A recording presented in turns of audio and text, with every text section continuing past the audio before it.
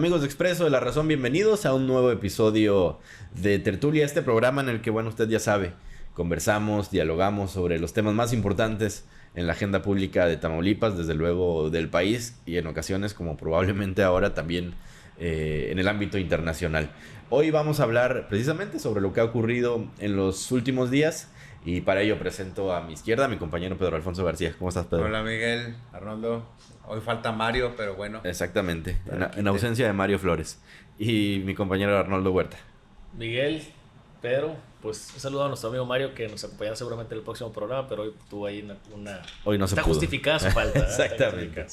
Oigan, bueno, yo creo que el gran tema de la semana sin duda fue, incluso hay que pensar, cómo decirlo, la no invalidación, digamos, de la reforma judicial. En palabras llanas, la reforma judicial persiste, está en marcha la elección de jueces después de una discusión pues que fue catalogada como histórica en la Suprema Corte de Justicia.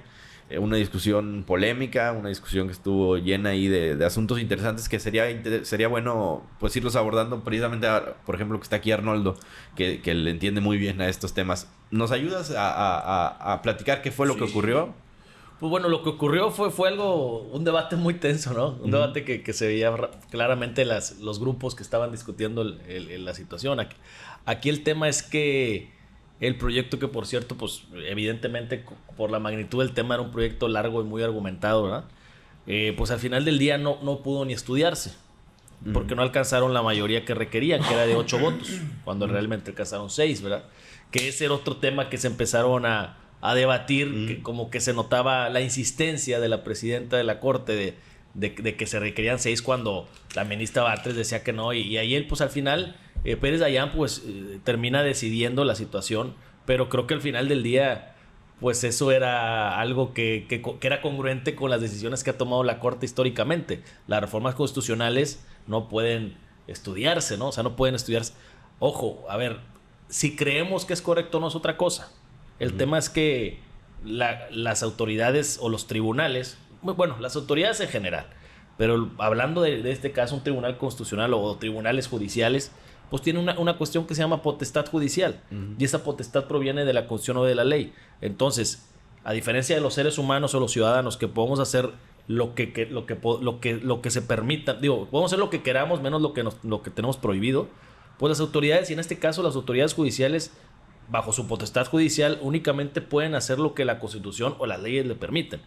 Y en el caso concreto no existe una facultad que permita que la Suprema Corte se erija como un órgano de revisión constitucional, ¿no?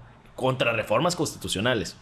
A pesar de eso, había en un principio 8 ministros que parecía que estaban a favor de esa postura. Que eso propinó ya en el tema político, que ustedes opinamos mucho mejor que yo, que ya salieran ciertos referentes como el presidente del Senado Noroña, como Monreal en la Cámara de Diputados, a decir, a ver, eso no lo vamos a respetar si va a ser así. ¿Por qué? Porque no tienen esa facultad. Y creo que independientemente del lado político en el que puedan estar los ciudadanos, creo que jurídicamente era real eso, ¿no? Y en realidad no tienen esa facultad. Al final no deja de ser la última instancia. Es que no la tienen explícitamente, y es mi punto. O sea, a ver, si me preguntas a mí, creo que sería ahí a lo mejor adecuado que en algún momento en las constituciones se estableciera que existe la Corte como tribunal constitucional que pueda revisar bajo supuestos limitados la constitucionalidad o no de la reforma. Por ejemplo, para mí debería de existir en la Constitución una prerrogativa de la Suprema Corte para que revise si el procedimiento se llevó a cabo o no, de la manera correcta. O sea, es un principio de estricto derecho, más bien principio del procedimiento legislativo, ¿no? Que es normal que en cualquier ley, tanto secundaria como una ley. Eso se suele hacer, sí. Eso creo que sea, pero tampoco está tan claramente expreso, ¿ya? Ese es el punto, o sea, ellos no pueden tomar atribuciones que la Constitución no les da. En otro sentido también, no quisiera explayarme tanto porque si no, está bien, acabaríamos. Es un tema importante. Pero la verdad es que hay una confusión también en lo que es un órgano que constituya un órgano reformador, como funciona el Congreso, ¿no? Es decir, o sea, cuando se toma la naturaleza de la Constitución, que esta viene es la del 17, se basa bajo ciertos principios. los primeros 29 artículos antes se llamaban garantías individuales, hoy se llaman la protección de derechos humanos y sus garantías, o sea, que viene siendo parecido, pero una cosa ya terminológica diferente. Son las 29. Y la parte posterior, la segunda parte de la Constitución es la parte orgánica, que es la que ya ustedes saben, valga la redundancia, organiza los poderes, las facultades, etcétera, el Estado como tal. Entonces, la Constitución se rige bajo unos principios. Y yo creo que a lo mejor valdría la pena que en otro momento, si la Constitución estableciera las dos maneras en que pudiera revisarlo, sería, primera, lo que ya les comenté, que el proceso fue adecuado, y segunda, que se respeten los principios de la propia Constitución. Acuérdense que la Constitución del 17 se hizo a través de una revolución, segunda. Entonces, no es lo mismo reformar la Constitución a hacer una nueva Constitución. Claro. Son cosas muy diferentes. Y en este caso es algo que parece que no es tan importante y van a decir, ¿de qué habla esta persona? Pero sí es importante, porque lo que creo que en algún momento, si le diera a la Constitución la facultad, que en el caso de México no lo es, pudieran revisar si se respetan los principios de la Constitución. Nada más. O sea, y yo la verdad, a ver, sí, evidentemente este cambio constitucional pues desbarata como está estructurado actualmente el Poder Judicial. Es decir, antes había un solo presidente, ahora habrá 3 órganos, pero al final del día no creo que atenta contra los principios de la división de poderes tampoco. Porque ¿qué atentaría contra los principios de división de poderes? Que el presidente, actualmente ya la presidenta, fuera titular de los 2 órganos, de los 2 poderes. ¿Ya? Eso sí es que en contra la división de poderes. Si vas bajo esa lógica, entonces el Congreso Federal también violaría. ¿Por qué? Porque hay 2 cámaras, no una. Sí. ¿Sí me explico? O sea, que haya en un solo poder 1 o 2 o 3 titulares no significa que viole la división de poderes. Se violaría si 2 poderes o 3 se representan por una solo titular, ¿ya? O si los jueces fueran instaurados directamente por el presidente, ¿no? Que no va a ser así, va a ser a través de una votación popular. Es que si vamos a esa, entonces me acabas de decir algo bien interesante. Entonces ya la Constitución violaba los principios. ¿Por qué? Porque los ministros los propone la presidenta actualmente, como está ahorita, pero porque todavía no entra al 100 la reforma. Digo, ya entró, pero ¿sabes a lo que me refiero? Sí. O sea, como estaba antes de la reforma de la Constitución, pues entonces ya había violación a la división de poderes. ¿Por qué? Porque si los ministros los propone la presidenta o el presidente y los vota el Senado, pero si no agallas la mayoría que te dice la Constitución, puedes discrecionalmente demeter, pues ya había una división. Lo mismo en los estados. Los estados de Tamaulipas siempre se han propuesto por el gobernador y votado por el Congreso, pero también existe una cláusula que se dice que si no se llega a votar la mayoría de los magistrados, se impone uno por un tiempo hasta la próxima sesión. Entonces, pues siempre ha habido lo que se llama que entre poderes se interpelan o se intercontrolan, por así decirlo. Yo la verdad no lo veo de esa manera. No, a ver, que no sea constitucionalmente o que no creo que existiera esa facultad, pues tampoco minimiza el sentir de la gente que está levantando la mano y que está en contra. Pues es un derecho de manifestarse y sienten o sea, no hay que minimizar esa legitimación que tiene la gente que ha hecho su carrera. Exactamente, claro. Sí. Y Arnoldo, es muy porque son modelos sumamente distintos, pero ¿no será también el impulso de acelerar la implementación de esta reforma el ejemplo que está dando Estados Unidos con algunas decisiones muy controvertidas por cómo se está integrando el Supremo y que Trump ha puesto personas a modo? Y por ejemplo el anterior gobierno demócrata estuvo blindado completamente porque casi todos los ministros eran de corte conservadora, tomaron decisiones muy controvertidas para la historia de Estados Unidos. ¿Será algo de eso lo que está impulsando aquí en México? Pues yo creo que políticamente, aquí ya lo hemos platicado en otro momento, creo que todo incide, ¿no? Y creo que vivimos un momento donde lo político, siempre ha sido así, porque hace poco platicaba con unos maestros ya que aprendo mucho, ya señores, ¿verdad? Y yo les decía esa parte y me decían, toda la vida ha sido político. Y definitivamente, pero creo que ahorita más que nunca se observa una fuerza política sobre lo jurídico, sobre todo, ¿no?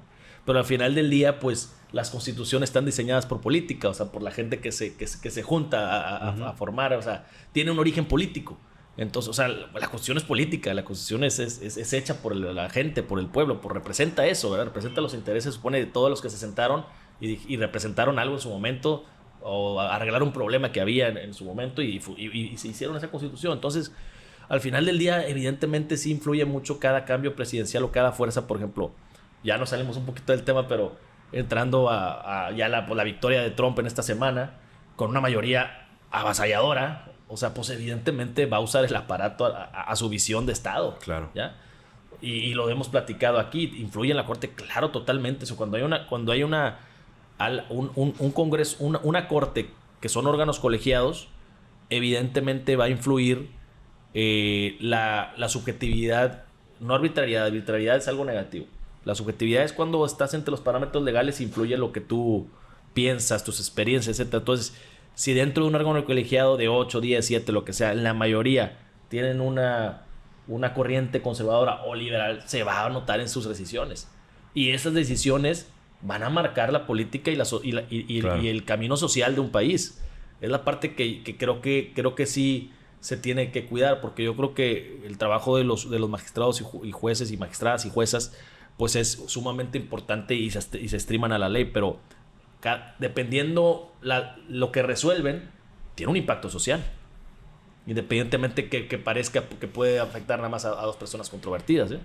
Los precedentes importan también. Claro. Ahora, esto que hablamos de la relación entre lo jurídico y lo político, se notó mucho en esta discusión de la Corte porque desactivó la determinación que tomó al final la Corte, desactivó lo que ya parecía una crisis política y constitucional, que era...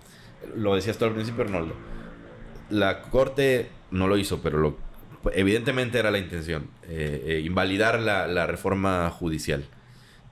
El Ejecutivo y el Legislativo habían dicho muchas veces que no iban a acatar esa decisión por considerar que no estaba dentro de las facultades de la Corte. Había gente ya hablando de ese escenario como una crisis política y constitucional, que de hecho lo era, ¿no? Bueno, entonces, ¿quién tiene la razón? Había incluso quien decía, no, es que pueden incluso aprehender a la presidenta. Bueno, ya era en un caso muy excesivo. Pero evidentemente pesó, creo yo, al final lo político al interior de la Corte. Es decir, hubo cierta mesura, me parece a mí. No sé qué opinan ustedes. Yo creo que además de eso es muy difícil o sea, que se tome una decisión muy drástica por el hecho de como mencionabas tú con el caso de Donald Trump, la situación del poder que tiene actualmente Claudia Sheinbaum. Es muy difícil que aún impugnando o llevando las cosas a un extremo, pues todo el aparato del Estado prácticamente está en manos de Claudia Sheinbaum. Entonces es difícil que se den ese tipo de controversias. Ahora, lo que es un hecho es que entonces la reforma judicial está en marcha, está muy encima. Es válida. Sí. O no es inválida, porque también ahí había una discusión. Ayer en la semana, en el debate que duró pues horas, ¿verdad? Empezaron ya se veía la tensión entre los grupos de ministros y ministras. Ya empezaron a discutir ya términos que si es válida o inválida. Pues es que es lógico, si no la declaran inválida, pues es válida. O sea, sí lo explico, pero no van a decir la resolución entonces es válida. No, simplemente no procede y ya. La invalidación. O sea, yo creo que ya se notaba pues el roce. Y complementando lo que decía Pedro, yo creo que vamos a poner otro escenario. O sea, es que no le vas a ganar 2-1 a nadie. O sea, cuando son 3, o sea, se sabe contar, por así decirlo. Es como los órganos colegiados, cuando hay 3 magistrados, pues saben contar. Con 2 más 1, menos 1, claro. Digo 2 contra 1, ya ganaste. Entonces, igual aquí, o sea, vamos a poner otro escenario que no fuera ahorita tan marcado la conexión. Imaginemos que el Congreso fuera en su mayoría de otro color diferente al presidente o a la presidenta, en este caso. Sería todo para un golpismo. Que cómo se hubiera estado la situación. O sea, es que son 2 poderes contra 1. Cuando hay dos poderes juntos, o sea, vamos a quitar el tema de la ideología y de quién tiene mayores. Son 2 poderes contra 1. No ibas a ganar nunca. O sea, era una pelea perdida. Sí. ¿Ya? Entonces, pues si el Ejecutivo y el Legislativo con mayoría calificada están unidos, pues la Suprema Corte no tiene nada que hacer. Imagínense que la Corte estuviera unido con el Congreso contra la Presidenta. ¿Cómo sería? Sí, sería un escenario muy diferente. Exacto, entonces pues bueno, son cosas que se tienen que leer y que creo que a lo mejor le faltó eso a la Suprema Corte, pues algo de, pues no quiero decir porque no me gustaría nunca hacer el respeto a la honorable Corte, pero pues a lo mejor algo de humildad ante ese escenario, ¿no? De leer el ambiente, sí, ¿no? Exactamente.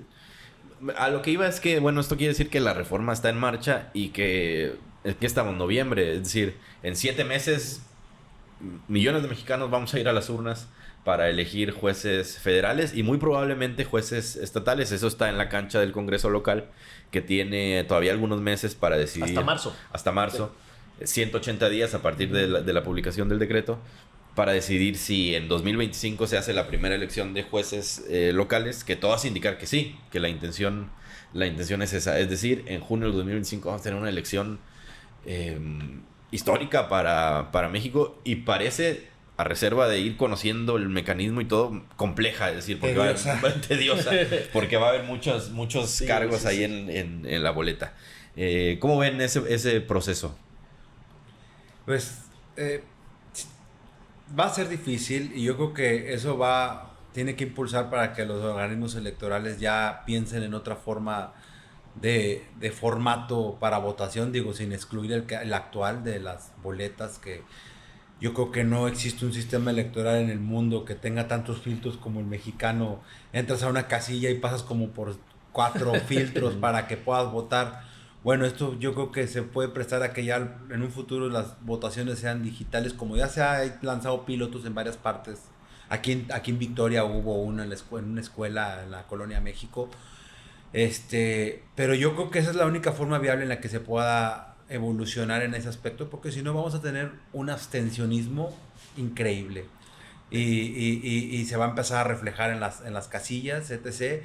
Y podría ser, aunque pareciera risible, una regresión. ¿Vieron?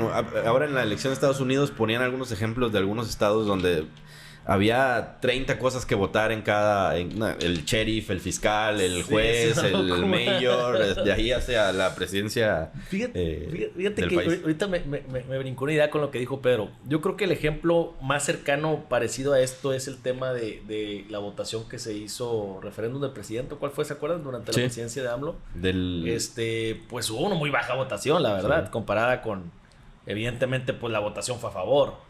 Entonces, sí, yo creo que no va a haber, por más que haya una movilización, pues tanta votación como una elección de gobernadores, diputados, sí, porque aparte alcaldes. En 2025 no habría otros cargos, sí, exactamente, porque no se junta con otras, ¿ya? Uh-huh. Y la gente realmente, sí sabe lo que quiere y lo que no quiere. O sea, hay un clamor social que no se siente respaldado por todas las autoridades en general, ¿no? Porque cada vez hay más problemas en la sociedad, es una realidad. La función judicial no es su excepción y la verdad, cuando alguien entra en un litigio siempre hay un perdedor y siempre se entra bien perdido, aunque la ley no le dé razón, ¿verdad? Es una realidad que falta concientizar más. Sin embargo, pues sí está el escenario no imposible, pero tedioso para los órganos electorales. ¿Por qué? Porque a diferencia de los distritos electorales que están marcados desde hace muchos años, cada estado y la federación tienen sus circuitos, distritos o regiones judiciales dispersas, ¿ya? Uh-huh. Es decir, hablando de que no tiene nada que ver con los electorales. No, nada que ver. O sea, tiene que hacer una redistribución y organización diferente. Por ejemplo, a nivel federal, pues somos el distrito 19, 19, es el distrito federal que le corresponde a Tamaulipas. Pues en el distrito 19 hay colegiados en Reynosa, Matamoros, Victoria, Tampico, hay juzgados de distrito. Ya salió la lista de cuáles van a la elección, pero son zonas divididas de circuitos, aparte del circuito 19. Pero si ya se basa el tema estatal, hay distritos judiciales, regiones judiciales, pero también en materia de adolescentes hay competencias diferentes, en la ejecución hay otra. O sea, sí, va a estar bien complejo. Sí, la ley orgánica, por ejemplo, la ley orgánica del Poder Judicial del Estado de Tamaulipas establece los distritos judiciales de materia tradicional civil familiar y tradicional penal. Pero luego también hay otro artículo que te dice las regiones judiciales en materia penal. Luego hay acuerdos del Consejo de la Judicatura que te dicen las regiones de la materia laboral. Que en general son más de 100, ¿no? Más de 100 sí, juzgados. 128, 130 por ahí. Imagínate. Y luego hay otros acuerdos que te dicen la competencia de adolescentes y otro de ejecución penal. Uh-huh. Entonces, Sí, no es algo... O sea, para quien esté encargado de hacer la ley va a ser pues, complicado. Pues los acuerdos del INO, del YETAM, realmente eso ya es un área que no tengo tan... Ahora, tan imaginen una mega elección como las que ha llegado. ¿Cuál ha sido la elección más grande? ¿La pasada? La pasada. Sí, porque estaba todo, presidente. Por ejemplo, aquí en Tamaulipas lo único que no se eligió fue el gobierno, pero todo lo demás. Sí, todo lo demás. Pero imagínate una que se empate hasta con gobernador y elección de jueces locales, muy probable. de jueces federales. Sí, bueno, claro. Si la reforma continúa así para el futuro, o sea, me refiero los próximos 20, en el 27, por ejemplo, serían alcaldes, diputados locales, diputados federales, jueces. sí va a haber elecciones masivas en México. Sí, o sea, realmente... Ahora, no sé, no estamos diciendo que no se pueda, pero yo creo que la dificultad va a ser esta primera elección, la del 27, y ya después se va a... O sea, a ver, en 100 años si sigue este sistema, nadie se va a acordar de lo que estamos platicando ahorita. Claro. Ese es mi punto. O sea, el ser humano es el animal político más adaptable, porque es el único animal político al final del día. Los demás no tienen ese raciocinio del ser humano. Entonces, ya el ser humano se adapta a todos los cambios. O sea, yo te puedo apostar que esta situación, cuando ya no existamos en este mundo, pues van a verlo como algo histórico y como algo de que, no, hombre, hace 100 años era así, hace 200 años era... Y ya se va a ir adaptando y se tiene que ir perfeccionando, y la propia sociedad va a ir también teniendo un clamor. Claro. A ver, así como el PRI estuvo muchos años, el PAN estuvo 2 años, Morena puede estar 20, 40, 60 años, 100 años, no lo sé. Pero al final del día tiene que haber un cambio en algún momento, o sea, es normal. Entonces, con cada cambio de fuerza política, pues hay un cambio jurídico también, o sea, es lógico. Es normal. Hablaban ya hace un rato ahí un poquito de pasada de Estados Unidos, de Donald Trump. Bueno, ya se ha dicho mucho, lo habíamos hablado, la diferencia entre Donald Trump y Kamala Harris. Creo que al final sorprendió, no el triunfo de Trump, que era algo que se veía venir. Lo aplastante, exactamente. Un poco similar a lo que pasó en México. A mí no me sorprendió. Yo pensé que iba a dar más batalla el Partido Demócrata. A mí me sorprendió la reconfiguración del país en cuanto al... no se había dado en la historia reciente de Estados Unidos la acentuación del voto entre la población rural y la población urbana. Es increíble, o sea, es increíble ver las cifras de los mapas. Hay mucho análisis en medios y en redes de cómo fue el perfil del votante. El perfil del votante urbano, de concentraciones urbanas o de una ciudad en particular grande, fue mayoritariamente para Kamala Harris. Sí, 2-1 o 3-1. Todo lo contrario de las zonas rurales. Ahora, por ejemplo, cualquiera ha visto ese TikTok o Reel que lo han mostrado en todos lados de cómo explican la población de Estados Unidos, de que está concentrada hacia las costas y que en el medio hay un despoblado rural. Bueno, ese despoblado rural del medio fue el que votó por Donald Trump. Y en los estados con concentraciones urbanas, las zonas rurales votaron por Donald Trump. Entonces, quiere decir cómo chocan dos países. Primero, el desarrollo industrial, las grandes concentraciones urbanas, la tecnología, etc., como en California, Silicon Valley, Nueva York, etc. Y la parte productiva, que también es una parte muy fuerte de Estados Unidos, que más tradicionalista, pero que es la que sostiene la seguridad alimentaria del país, pero que mantiene un perfil poblacional y de costumbres muy, muy, muy distinto. Entonces se enfrentaron dos países, pero ¿quién ganó? Pues la hegemonía poblacional. Y una comunidad latina que no vio en los demócratas una opción para no gobierno. No se sintió representada la comunidad latina. La verdad es que a mí no me sorprendió ni la victoria ni lo aplastante, porque todos los factores daban para ese sentido. Primero, pues un presidente Biden... Sí, una muy mala administración. Muy mala administración en todos los sentidos. Llega tarde al quite Kamala, ¿no? Trump venía así, o sea, como un libertador, estuvo con varios delitos y salió avante. En los atentados. El atentado que ya discutir si era cierto, no sabemos. El apoyo del sí, o sea, realmente como que las condiciones le favorecieron demasiado. Y contra eso era muy difícil que ganara. Ahora el tema, digo, que perdiera o que el resultado fuera diferente. también yo veo en algunas partes o en grupos que dicen, ya nos va a ir muy mal. O sea, es un día muy triste para México, pero yo no entiendo qué hay de tristeza en lo que pasa. O sea, vaya, si recordamos, si vieron los antecedentes de Kamala, ella como senadora no estuvo a favor del Telecán. Sobre todo las condiciones que le daban a México. Y lo dijo abiertamente que ella, a lo mejor también lo dijo Trump, pero ella votó como senadora. Y dijo que iba a mantener su postura. O sea, yo no sé quién pensó que Kamala nos iba a ayudar, o no sé, o sea, sale el lado partiendo siempre de la idea de que la relación de Estados Unidos con México es más o menos igual, más allá de qué partido esté en el gobierno, ¿no? O sea, realmente a nosotros, a Estados Unidos, sean demócratas o republicanos, no les importamos más que lo que nos necesitamos y lo que nosotros necesitamos de ellos. O sea, no es como que, mi hermanito menor, eso es mentira. Hay que partir de eso. O sea, aquí vamos a ver qué oficio tiene la presidenta. Eso va a ser su secretario, ¿verdad? Que ya tiene la experiencia, que Trump lo conoce perfectamente.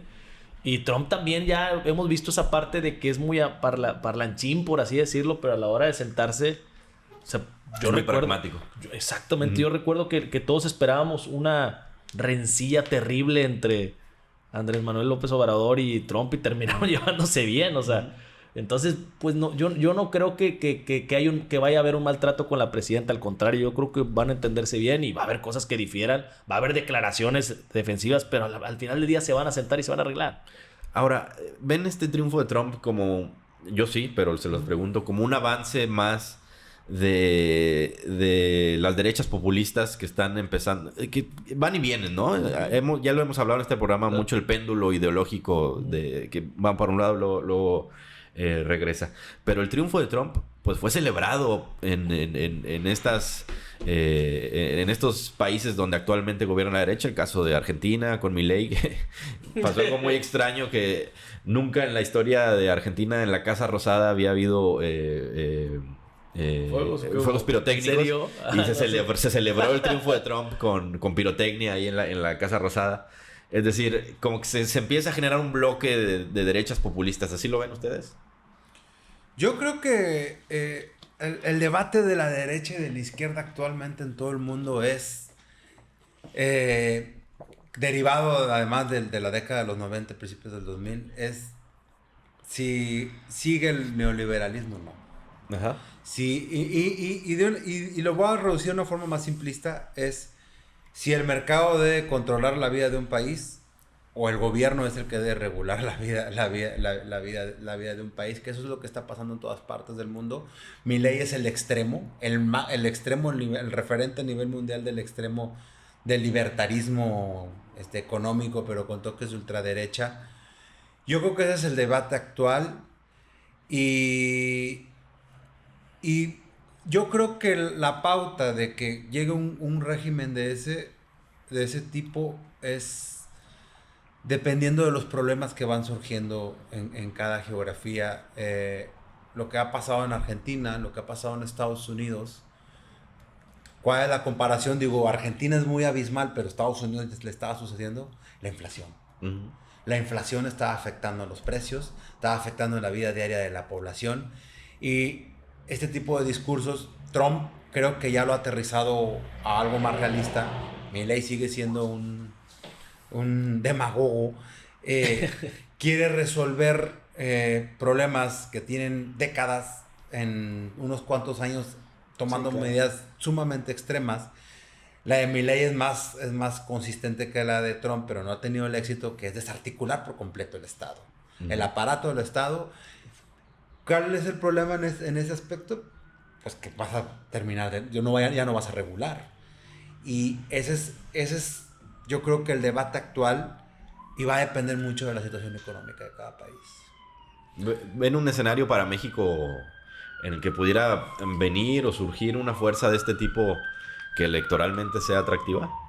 No, yo creo que eso en un principio en la presidencia de Claudia no creo que haya un efecto político que influya. Pues vemos una derecha, si la podemos llamar derecha como tal, porque la propia derecha ya ni son derecha ni izquierda, o sea, lo que se conoce como la oposición, pues desdibujada, desarticulada.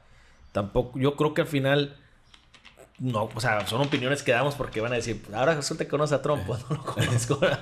pero él es un empresario, él es pragmático. O sea, él va a ver mientras los intereses les vaya bien, va a resultar una relación bien para México. Es decir, a ver, si observamos los últimos anuncios que ha hecho Claudia y cómo cerró el sexenio de AMLO, ha habido bastante inversión extranjera. Sí. De hecho, hoy creo que ustedes, ¿no? Salieron en portada de que la CFE ya anunció que va a meter iniciativa privada. Sí, están abriendo la puerta a la IP. O sea, mi punto al que voy es que realmente es un gobierno de izquierda como tal. Pues en la parte social, sí, los programas sociales. Pero en la parte económica... Sí, la macroeconomía ha sido muy... Ha sido muy o sea, no, digo, vamos a quitarnos ya y borrar de la gente el celo del comunismo. Pues no es. Entonces, la parte macro, yo creo que es la que le importa a Trump, ¿no? Lo que yo sí pronostico un problema muy grave para el gobierno de Claudia Sheinbaum, porque ya lo mencionó Donald Trump, y es algo que altera todo el orden de las cosas. Fue un anuncio que dijo: no conozco a Claudia Sheinbaum, pero supongo es una mujer que debe ser una mujer sumamente agradable, refiriéndose, por ejemplo, a Andrés Manuel, que siempre se refirió. Dijo, y... que era un great guy.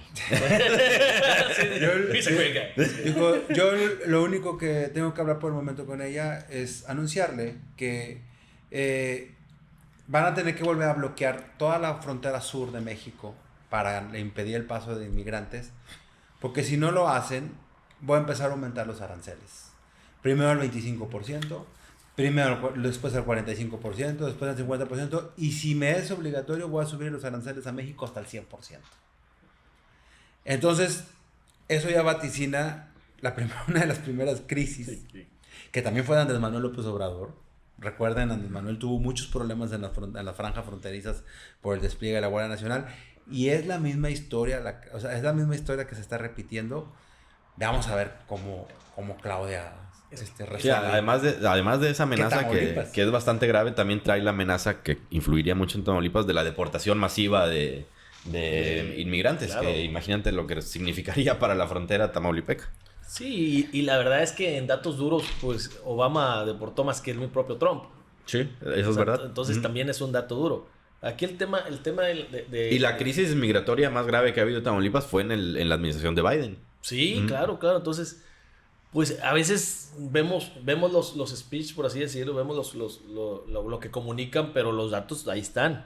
Y a veces no coinciden con lo que dicen, ¿verdad? Pero sí va a poner a prueba, desde luego, al gobierno de Claudia. Eso yo creo que el problema es el estilo de él. Yo creo que el problema inmediato para Tamaulipas con Donald Trump, más allá de la ola de inmigrantes, etc., que sí somos un tránsito, pero en general no provoca otros problemas, salvo los relacionados a temas como la delincuencia organizada, que ya hay un tiempo que no suceden. Lo que sí puede pasar es que se vuelvan a concentrar los megacampamentos. Por ejemplo, el de Matamoros fue histórico. Había ciudadanos haitianos, etc. Yo creo que esos dramas, esas historias se pueden volver a ver, y lo vuelvo a repetir, es un reto grandísimo para el gobierno de Claudia Sheinbaum cómo va a resolver el tema de las dos fronteras del país, porque Donald Trump no solamente se refirió a la frontera norte, la de Estados Unidos y México, también se refirió a la de Sudamérica. Dijo, de ahí vienen todos.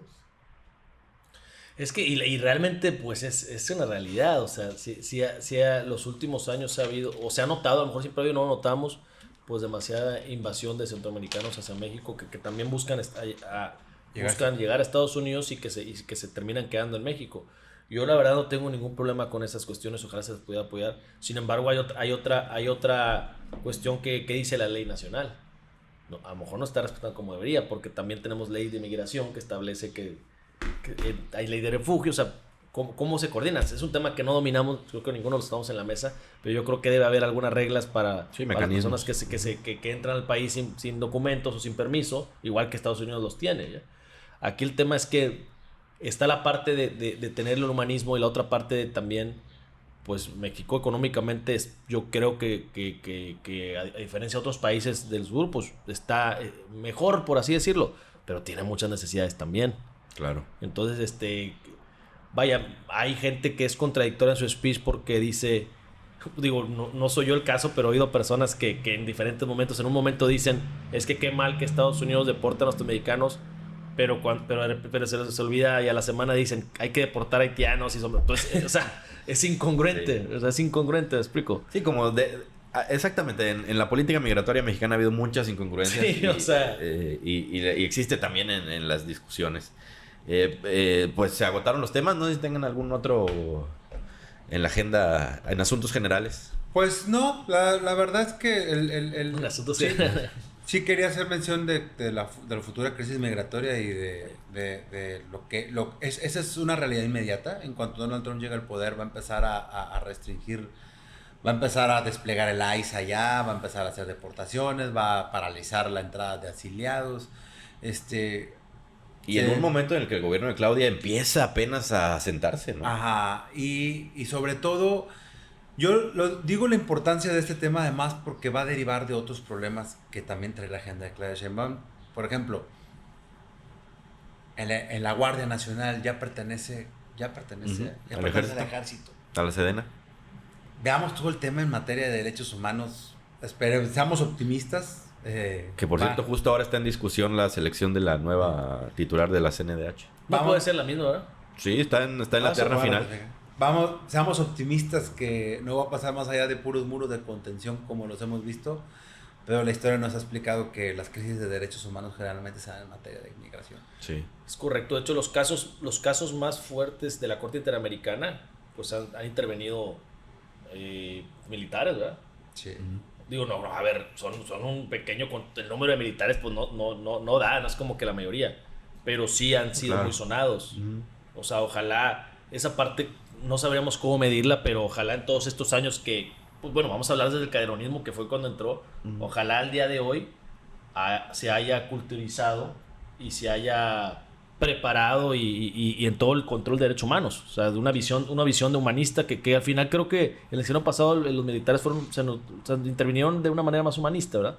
Yo en lo particular me siento seguro con los militares, pero ya será una opinión de cada quien. Sí, Nunca he tenido un trato de algún militar o en la carretera o algo. No, y suele ser, más allá de estos casos terribles, que sí los hay, pues, Nuevo Laredo, por ejemplo, hay un montón de casos. Me acaba de pasar una anécdota y lo digo para el anecdotario. Hace 2-3 sábados andaba con mi hermano en el 8 y estaba una mujer pidiendo limosna en un vasito, pero pues como una mujer que tenía una situación... una incapacidad porque caminaba mal y pues la veo y pasa una policía estatal pero era militar y le pita y la asusta y se le cae todo el dinero y pobrecita ahí o sea y tal, bueno, yo digo, oye, pues son los que nos cuidamos, o sea, literal, o sea, entonces dices, sí, o sea, yo creo que desde ese ejemplo se debe partir, o sea... Sí, y suelen en las encuestas de percepción suelen salir mejor evaluados los militares y la marina que las policías. Sin que eso quite los evidentes problemas los casos que ha habido muy fuertes. Muy graves, por ejemplo, en la frontera. El problema que deriva de la crisis de derechos humanos es que la frontera es un área conflictiva por los intereses que se manejan. Y obviamente el ejército se mantiene en una situación de alerta muy distinta a otras partes del país. ¿Por qué? Porque la frontera es complicada. Y eso deriva muchos problemas que a veces incluso los pueden cometer hasta mismo la delincuencia organizada, pero al final termina involucrando a las autoridades. Es correcto. Pues muchas gracias, compañeros. Nos vemos en la próxima. Mario, ¿te vemos en la próxima? Nos vemos en la próxima. Gracias. Mario.